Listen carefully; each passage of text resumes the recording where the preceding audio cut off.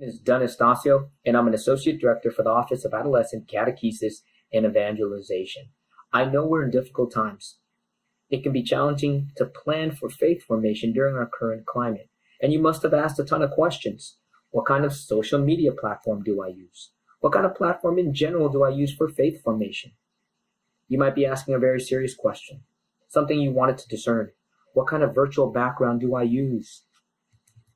And these are all important questions. In this short video, I wanted to give you some guidelines on how to conduct faith formation online.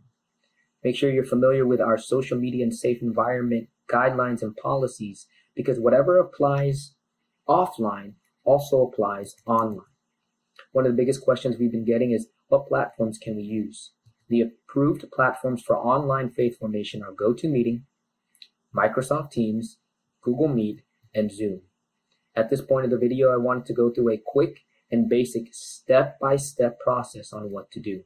Number one, make sure you inform your priest and or your supervisor of everything you're doing. This is just a best practice outside of the pandemic. But with everything going on, make sure they know your schedule, your goals, your objectives, what you want to do, and make sure that they have the credentials for all platforms that you're using for official youth ministry matters. Number two, just like a waiting room, you have teens waiting outside of the gym before your life night starts. The teens can wait in a virtual waiting room. And in this time, they can make sure their name is correct and they're signed in.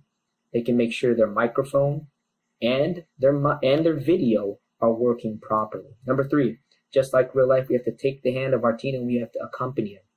Part of that process, for example, is teaching them how to behave while we play a game, while we listen to a talk, while we're going to mass.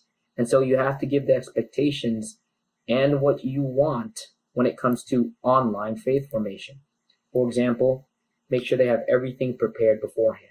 Tell them they need a notebook, a rosary, a pen, a Bible. Make sure that they're quiet and distractions are minimized. So they're not looking around watching Netflix on their phone and they're focused at the screen. Make sure their camera is on so you can see them and they're engaged. Make sure their mic is muted. Unless the group is so small, you can facilitate some discussion. And in that process, make sure they know what that means and how that works. That you raise your hand virtually, they're called upon, you or they mute themselves and unmute themselves. And you got to tell them what's not allowed. There's no screen sharing or screen annotations, and if you choose, there's no virtual backgrounds. If possible, disable the things that you think are necessary.